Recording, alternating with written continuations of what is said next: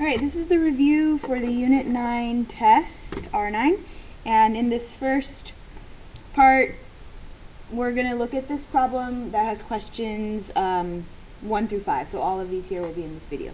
So Bailey has earned the following quiz scores in AP Biology. Use her scores to answer questions 1 through 5. So we're going to determine all of these measures. The mean, we'll just add up all of her scores and divide that by 1, 2, 3, 4, 5, 6. So her mean score was 4. Okay, the median, you want to make sure that you're looking at these from least to greatest before you determine the median.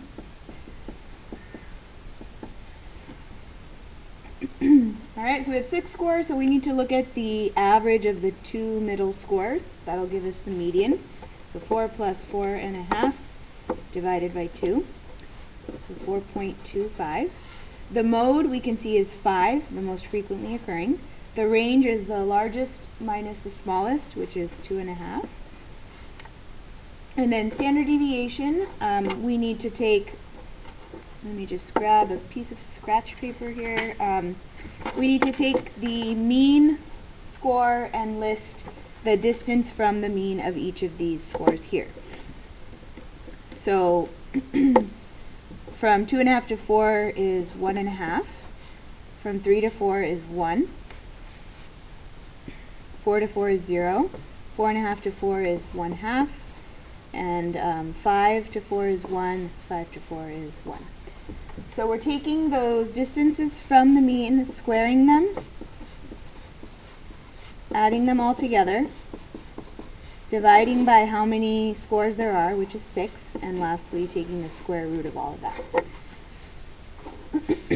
Alright, so we have 1.5 squared plus 1 squared plus 0 squared is 0, 0.5 squared plus 1 squared plus 1 squared, so 1 and 1. Okay, we're going to divide that by 6 and then square root that answer. Oops. Okay, so it gives us 0.96 if we round. Okay, now we're going to look at making a dot plot that represents her scores.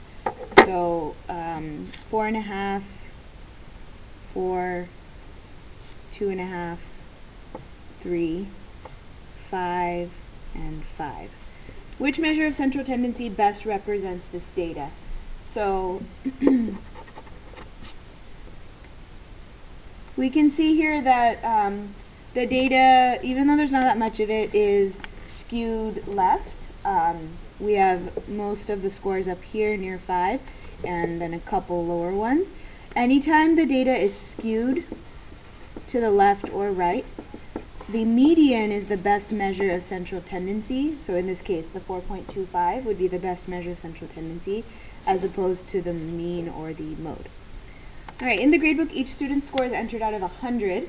The current scores are out of 5. So her teacher multiplies each score by 20 before inputting it.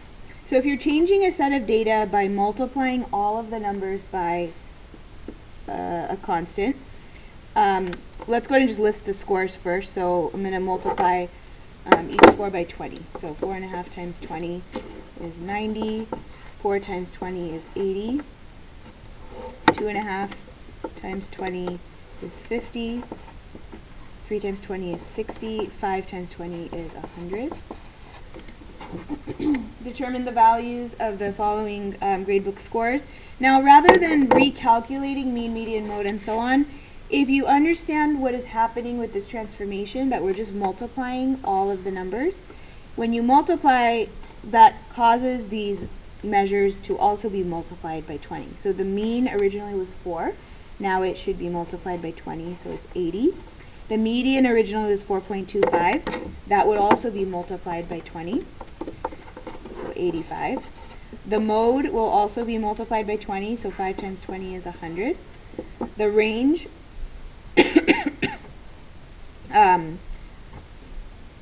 will also be multiplied by 20, so originally it was 2.5 times 20 will give us a range of 50. And you could always double check it, so like 100 minus 50, that is a range of 50. And then the standard deviation as well will be multiplied by 50, so 0.96, or not 50, 20. Okay, 19.2. Now it says Bailey's parents want to improve her grades and told her she needs to improve every current quiz score by 1 point. What would the new scores be? So I'm just going to add 1 to each of the original scores. So 5.5, 5, 3.5, 4, 6, and 6. Now what happens when you add the same value to each value in the data set? Again, you don't have to recalculate all of these. You can just use the original ones. So if you take the original measures, let's look at each one. The mean is 4. If you increase everything by 1 point, the mean will also increase by 1 point.